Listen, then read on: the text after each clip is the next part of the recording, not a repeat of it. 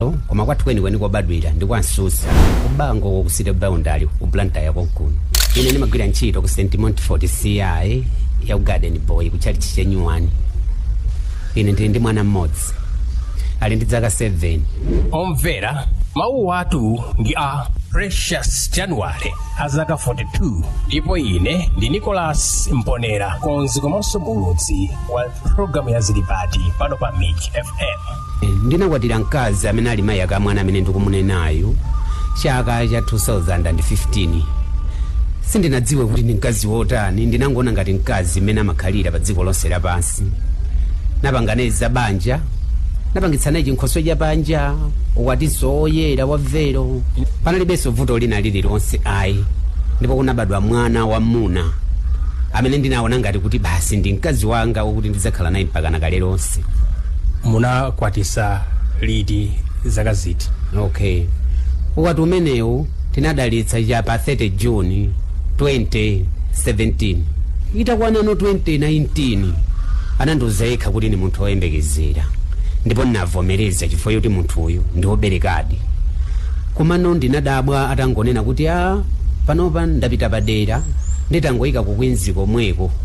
Moti nali ndi mayi yanga basi sanabwereso kwathu kudzasayinira kapena ineyo muno wake kupita kukaona malirowo ayi. Zomwe zinandikhuza kwambiri mu mtima mwanga komapo popeza kuti ndi munthu wobereka.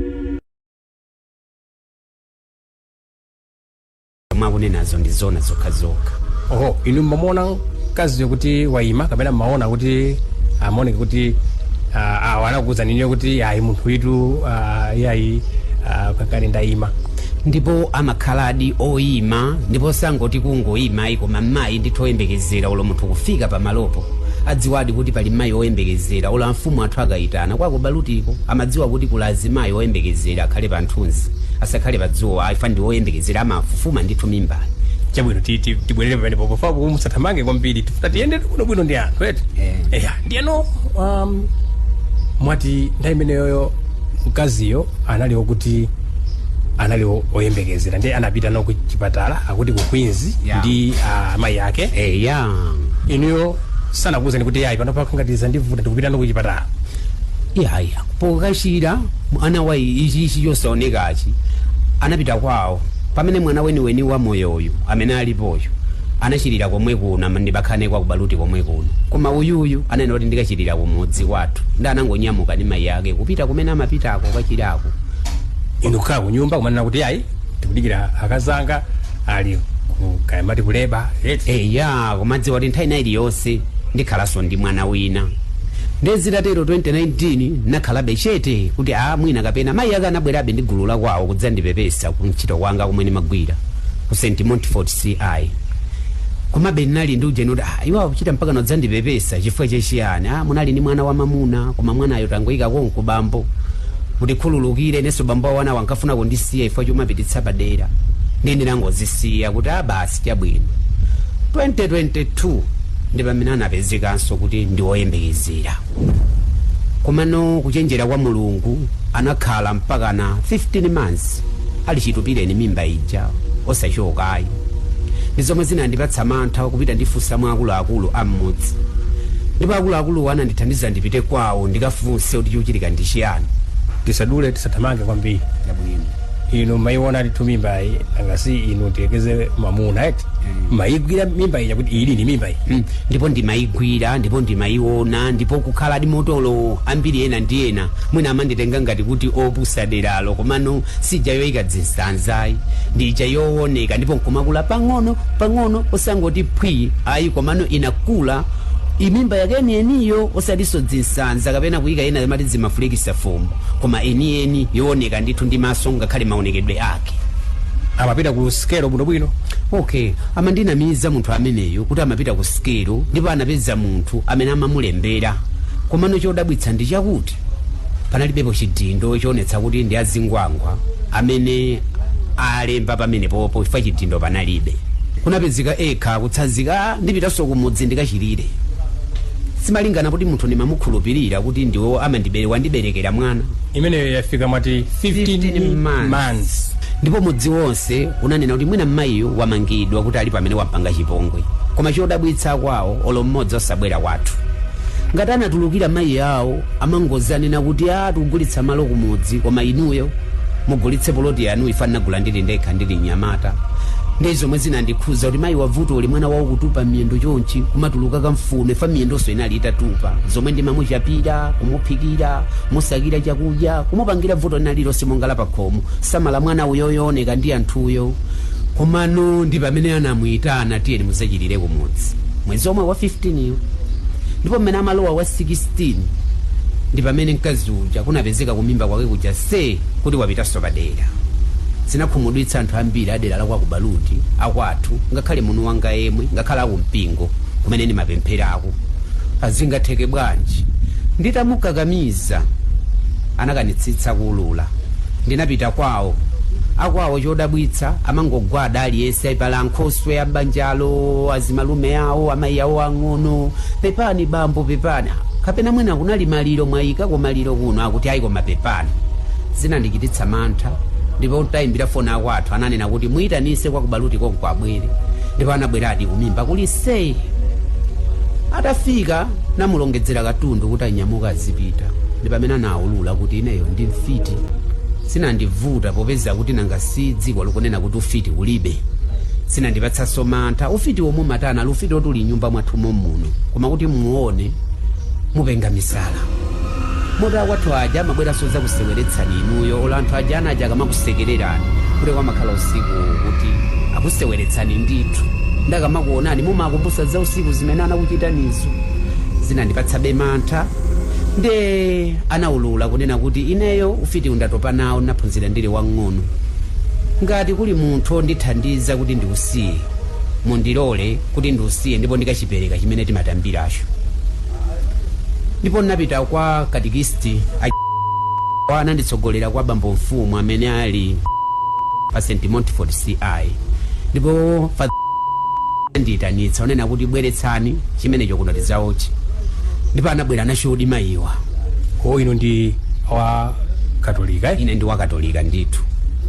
Atabwera nacho zinandikititsa mantha ifa ndi chidole chamoyo koma ndi chidole dole ndithu chamoyo osati soyi chija chokuti kapena chakufa koma ndi chamoyo chimene chinali ndi mphamvu yomazimitsa chokha moto ngati munthu weniweni. Ndipo atachitulutsa wansembe anayisetsa kuchiotcha 2.5 hours tukuotcha chirombo chimenecho chisanapye. Anayisetsa kuchithira madzi aja timati odalitsa koma palibe china chilichonse. Tinakatola majumbo maplastiki mpini mwawo mwa nsembewo kuyamba kuchibutsa moto ndi pameneno chinamba kufoka fa chimazimitsa mpaka na moto chokha mapemerera ngati mene amachitira munthu muja kuti moto chisafikiridwe ni moto ayi. chimaoneka bwanji koma chimayankhula kama chimatani. Chirombo chimenechi ndi chosayankhula ayi koma ndi chamoyo chifukwa chimachita fulukutu kuonetsa kuti chinthu ichi chili moyo komanso ifo kuti chimazimitsa moto chinalinso ndi mpweya omazimitsira moto. Ndi pamene chinandipatsa mantha kuti sonaphindulake mukachita zimenezi mumatani. Anakanika mayiwa. Mkazi wanali alipopo ndipo timathandizana kutola nkhuni limodzi kuti nayenso nkumanenerera kuti ineyo ufiti unanditopetsa ndikufuna ndithu basi nanenso ndisiye ufiti umenewo. panali anthu angati panalipo anthu angati malingana ndi ansembe munthu akamakalapa ifa kunali ngati kulapa kale kumeneko. Ndi anandiyitanitsa ineyo ngati banja ndi mkaziyo ndi wansembeyo basi bambo mfumu komano ambiri anadziwa ifa mayiwa anatsanzika mwa ambiri amene amawalodza padera pamene popo chifukwa alodzapo anthu ambirimbiri ndi amapita okha kuti ineyo ndifuna kulapa matenda munkadwala aja ndinakulodzani nali ineyo moti neba wanga mpaka napano panagulitsa poloti yanu chifukwa cha nkhani imeneyi. Komanso ineyo ndaziputira udani woopsa fona nakanga ndakatenga choyipa kumudzi kubweretsa mtawuni azenzanga ambiri anandisala chifukwa cha khalidwe liti limenelo. Chirombo chimenechi chitaphulika chidanunkha kusiya ichi opya ndipo anthu amafunsa kuti chimene chikununkha kuno ndi chiyani. Ndi pamene mkaziyo ndi ineyo wansembe adandiyitanitsa mulungu a Januwale anakupatsani dala munthu woyipayo cholinga inuyo mumutembenuze mtima wake. Ndaba pano mwamutembenuza mtima kuti mumusiye banja mapetake mulunguso akhunza kulangani mu zina zake.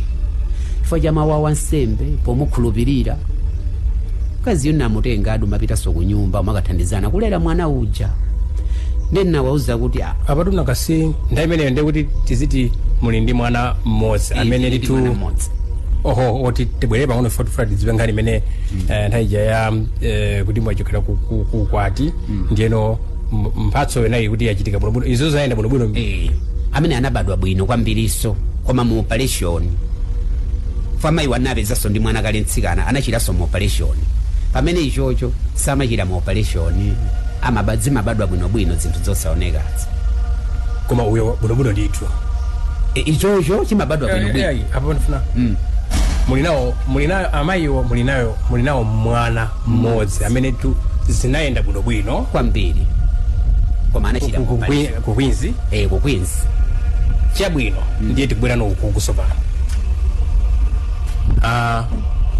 mwati awa wansembe ona kuti ayi munthu amene musamusiye yako mano apapa munabwereranonso no kuti banja lilipitirire tiyeni pamenepo atabwerera ku nyumba tsiku loyamba kugona nyumba anakondwa kwambiri kani nyumba mumakoma chonchi kugona fantha zambiri ndimakhala ntapita kalekale kuno ndimabwera kummawa ndipo mumati mukapita ku maliro kukachezera maliro ampingo wathu ngati wakatolika kapena so amipingo ina kumapezeka kuti afiti onse aja amachoka kumene amayenda amabwera mu nyumba mwa ifeyomo nyumba yanga ndi yaying'ono kwambiri kwa kubaluti koma timo madzadza afiti ndithu 75 kupezeka nyumba mmene momo ndakuti amapezeka kuti wajakati afuna kugona amene kuti sugona lero ife ndi alendo wako tikufuna kuti cholinga tikuchezere ndene ndikamachoka kumaliro kuja iwaja nthawi yomwe ndimapezano akugona ndimafunsa malo moti nzigona ndine mwamupezeka mukuvutika ndinu nditulo ifo chachiyani ndana ndimasulira kuti ine ufiti unambira kalekale moti pakwathu ambiri ndi mfiti ndikona olomoni mutakaonekera ambiri sanasangalale nanu chifukwa choti chikhalidwe chathu ufitiwe ifeti nawo changati chikhalidwe osati nsoyi mmene anthu amapangira ena kumakana kumatani koma kwa ifeyo ndi kwa chikhalidwe kwawo kwachadzunda tiyeni nazo pamene kupitirizani zitatero nalandira chitonzo chopsa olokungoti ndikuyenda kapansika wapa kubaluti anthu amalozerana mamunake wamfiti uja ndiuya akupita apoyo koma popeza ndi malangizo awo wansembe ndinakhulupirira zetu zachuka sopano simwatinganiyo amakhala anthu ansembe mwachiwo chachita chinakhoti chathekatu chapya mayiwa anakhangata zunguzika mutu ndi amaululira wina aliyense amene anamulodza chifukwa pali wina anamulodza ifo cha ndalama pomva ine mkazi wanga ali ndi mwana wa mamuna anasangalala ndi nzanga anatenga ndalama ndi katundu wina uzandipatsa ndi mayiwa anatenga ndalama imeneyoyo ine ntawapatsa ngati mwachikondi kuti poti ndamene makhala pakhomo kuyipititsa kufiti kukayinenerera kuti cholinga munthu uja asauke ndi munthu uja adanasauka anali ndi grocery yodzadza bwino anali ndi shuma ndithu maploti zooneka bwino ndi waja anapitanso kukamulapira munthu ameneyo kuti mudzisauka ndi chifukwa cha ineyo nakupangani izi ndi munthu ameneyoyo ndi anthu onse amene amalapira mayiwa kuti awalodza ndi amene amapitano awanditsa kuti anthu yawawa anapita kukautchetsa chilombo ku nyumba ya ansembe fa chakuululano okha mayi aja ndi anthu aja inawanda mmodzi monse kuti ifeyo tinatengana kukautchetsa chilombo cha ufiti kwa ansembe kusiyayi chimenecho munachitenga bwanji kumene kucha ku nyumbano chidolecho munachitenga bwanji mulenye mulambini basi okay popeza kuti ine ndimagwira kale kusiyayi konko panalibe vuto lina lililonse iwo ndi amene ananditsatira nacho ndikakupezani chinali muchikwama anachika mu handbag chija chimwe chimatchedwa kuti ati mwina nkagona ina mangochitchula choncho koma iwo anachika mu jumbo ya black ndikuchika mu chikwama handbag imene amayitchula ina kuti mwina nkagona chi handbag chachikulu chija cha amalongedza zimayiwa akatundu osiyanasiyana mwina kapita kumudzi mwina kwake ndi amangochitchula kuti mwina nkagona yayi ndaphunziraponso chabwino tikupitirira penepo ndi anafika nacho kumene kuja munachiona kuti ndikuchimasula kuti ndi ichichi kwambiri ndipo soli nchinthu chosangalatsa ndi chinthu chokuti chidayitana ntchentche ngakhale chinali cha moyo komano ndi chinthu chonyansa ndipo ndikati chonyansitsitsa ndi mumvetsetse fa chinali ndi nsanza zina atazimangirira zomwe amene kuti nsakumanda acheni akewo amatero nsanzazo chimaoneka mati bwinobwino mmene mati chidole chioneka tu maso chimaoneka bwanji chifuna pamene poti nkomwe ndabweza pang'ono pafati kuthamanga kwambiri pamene papati ndi anthu akumvera kuno bwino chimaoneka bwanji? Okay, chimenechi chimaoneka ngati kuti mtundu ngati wa kofi, koma chili chidole mmene chimakhalira moja, koma mtundu wake ndi wa kofi. Chimenechi chimaoneka ngati khanda ndithu, komano ndichocheperabe pang'ono kusiyana ndi khanda mmene limakhalira ndithu, ndi mmene zilili. Chabwino titamangireno kujako sopano fati naimisa mungapo fati mungapo mmene tangadu taimisa ndeti bweleno ku pamene pasopano kuti anthu ambiri akuonani kuti iyayi nkhani yachuka kumene kuja akumayankhula okha kuti iyayi ine ndikupanga zakuti mwinaso mundikumbuse tinali pati. Okay, anthu aja akutchula mamunake wamfiti uja ndi uyo, ndinangochizolowera kuti kufuna kwa Mulungu kuchitidwe, popeza ine ufiti sindikudziwa, muzimva mmene amatchulira moti mamunake wamfiti uja ndi uyo, osati mfiti ija ndiyo.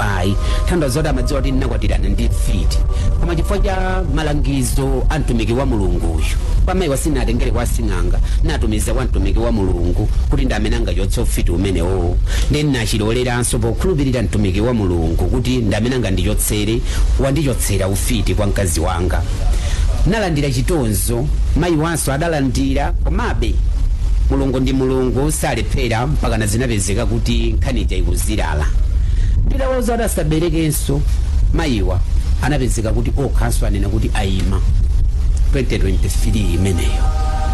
Kuchoka 2022 ndi chobereka cha miezi 15 ndi anayenda mpaka na 2023 osatenganso mimba, pena madzatenga kumapetopeto kwa chaka cha 2023 kuti iwo waso ndi munthu oyembekezera.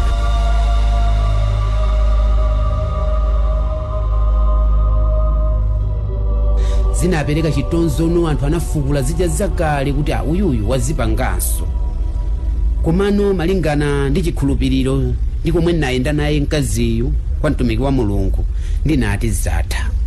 Ndipo wina aliyense amandikira umbona a Januwale ndinudi munthu olimba mtima, chifukwa pano iyi ndi mimba iniyeni modzi onsewo maneba anandiuza yoncho.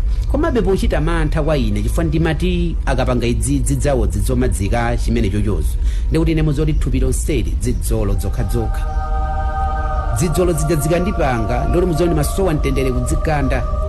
Nde tinavuta nabe kuti ino imoti ndi mimba iniyeni, akuti ndi mimba iniyeni. Ndipo anapita okha ujeni kuntonda clinic kupita kukayezetsa, malingana ndine kusazindikira bwino, komanso ndi ampingo amene atimati mphakati kwathu kwena amati mulaga, koma ife timati mphakati ngati akatolika. Anabwera achakuluakulu akumeneko nawonso anatsimikiza kuti mimbayi ndizoonadi ndiyeniyeni. Sitinayang'ane pamene adayang'ana wansembe, ife timangoyang'ana zimene zalembedwa mmeneko. Ndebe ndinapita kwawo kafunsa mtundu wa kwawo, kunapezeka mtundu uja sunabwere, analipo ndi mayi awo okha.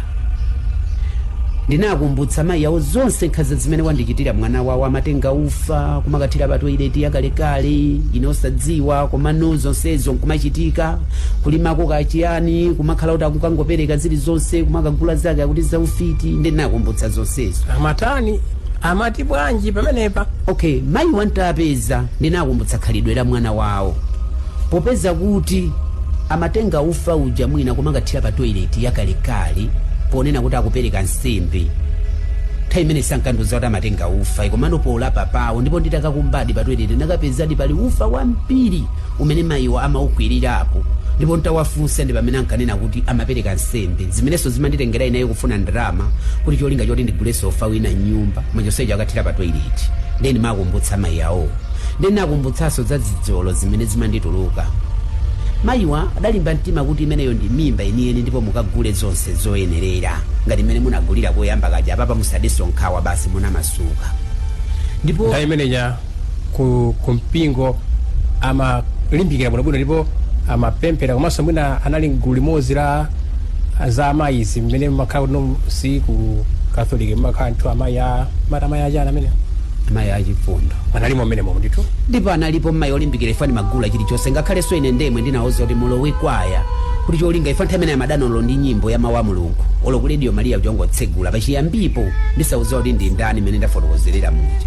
koma apapa amaimba mpaka na kwaya ya St Elizabeth kwa Nkoka, amaimba mawu asapulano, amaimba mawu asapulano. Ineyo nkumakhulupirira kuti munthu yudi apapadi nde ndamubonetsa, ndipo apapadi Mulungu ndoti malikisi ake adzayikadi pa ine chifukwa choti ndabonetsa munthu pa dziko lapansi pano kutsatira njira zake za Mulungu, kusiya chikhalidwe chachikunja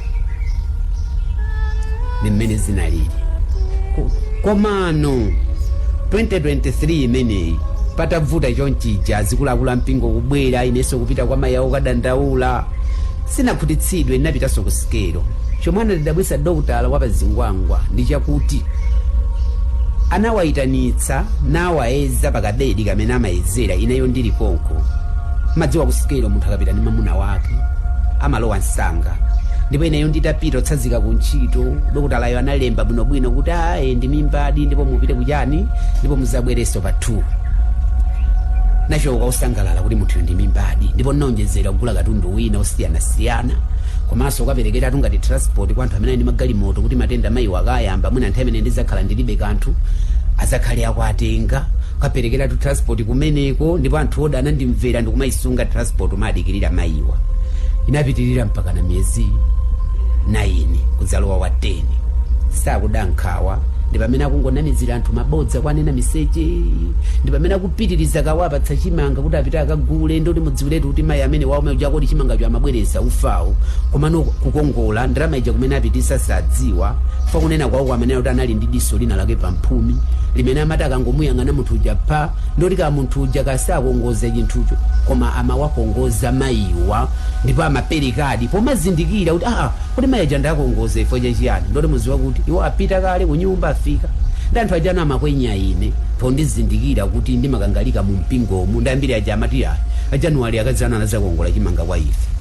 Tikalephera kukana iya yakazana anadzalana anakongola kuno, ndipo ndapereka ngongole zambiri, mwina salale ya mwezi imatha kuthera kungopereka ngongole kungoatuma, ndoti muziwe chinthu yakabweretsa, koma muziwe kuti akakongola kwa munthu osati kupereka kashi yomwe ndawapatsayo. Ndi anthu aja amakwenya ine, samakwenyaso amayi aja.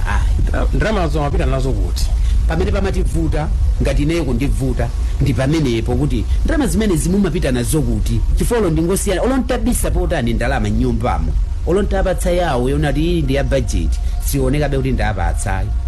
Ayiba mpaka nayifufuza pamene ndasiyapo, komano mpaka nakuti wafuse amayikana kuti ayi ine sinakutengereni ndalama zanu, koma nyumbamo kamwana akamene ndafotokozera kuti ndikakang'ono mapezeka kuti chilichonse nyumbamo akuba, ufa wawo womwe akuba, ngakhale zovala zanga zomwe kuba, kupita kukapereka kwa mlongo wawo, koma mlongo wawo ali pa ntchito. Chimene chimandidabwitsa ndi chimenecho, ndikapita kwawo kuja mulamu uja ngona akuthokoza zikomo kwambiri tu mulamu ifa chonditumizira zovalazi, koma ine ndikafunsa kuti zovala zakodi zili kuti, mumva mwina kwanemezira maneba kuti ndi amene anaba, mwina akubera na aneba kupita kwa mwazipeza zovala zilipo.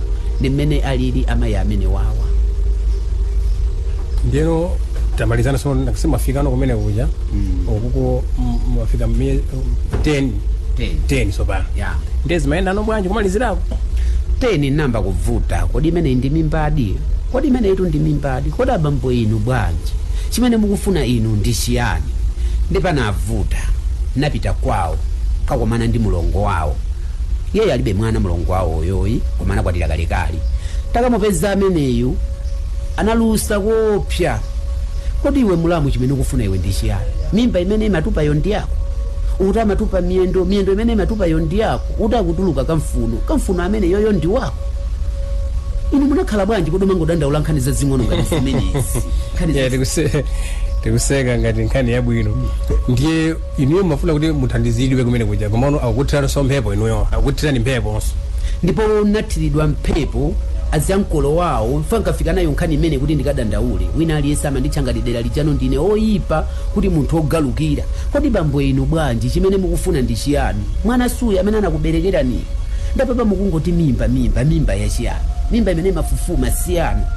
Pitani mukakhali khani imenenso musavutike ulo kwa mfumu ikupita nayo, ayi imenezo si nkhani ayi. Anthu okudziko kunako komana ndi nkhani, ndi iyeyo watupa ekha mimba, akutupa miyendo, akutuluka kamfuno. Inu yovuto ndi chiyani kwa inu. nkhani imene mukuyeneka kungoyisiya basi zikhale mmene zililimu mmene amandiyankhira anthu apa kwawo ndi choncho palibe amene anandimvera chisoni kapena kumva chisoni poti ife ndangoni sitimalowolayi kwathu kwenikweni komwe tidachoka anthu feni kunchewu uku kunali ngati makolo anabwerera ntchito ndikukhala ngati nzikano zakusite boundary kwa Susa ndi sitimalola mtundu wonawo auza kuti mtundutu ndi wanu ndikhonza kuphunzitsa sukulu komabe mtunduwu adzatchedwa kuti ndi mtundu wa suti ndi mtundu wakwathu kwa Januwale ayi koma mtunduwu ndi wanu okuti ngati ana wanga zakhale olemera kapena ana ozindikira adzakuwalitsani ndinuyo mmodzi komanso dziko anthu abe koma sanachimvetsetse mpaka na lerolo mmene ndikufotokoza muno anthu amenewa samachimvetsetsa chifukwa iwowo zimasangalatsa kwambiri ndi dzodzo akabereka dzoterozo kusiyana ndi munthu weniweniyo chifukwa munthu weniweniyo alibe naye ntchito koma kulera chimene chocho pamene nkhani ili mkati kwambiri mwachiyindeinde bwanji tisunge kwinako kuti tizapitilize ulendo umene ukubwerawo kuti tidziwe kuti za nkhaniyi zili pati chonde musaphonye chifukwa programu yopitilira ya nkhaniyi timva zina zambiri zopasa chidwi komanso zodzetsa tsemwe zophunzitsa komanso zowapangisa anthu ena kuti adziwe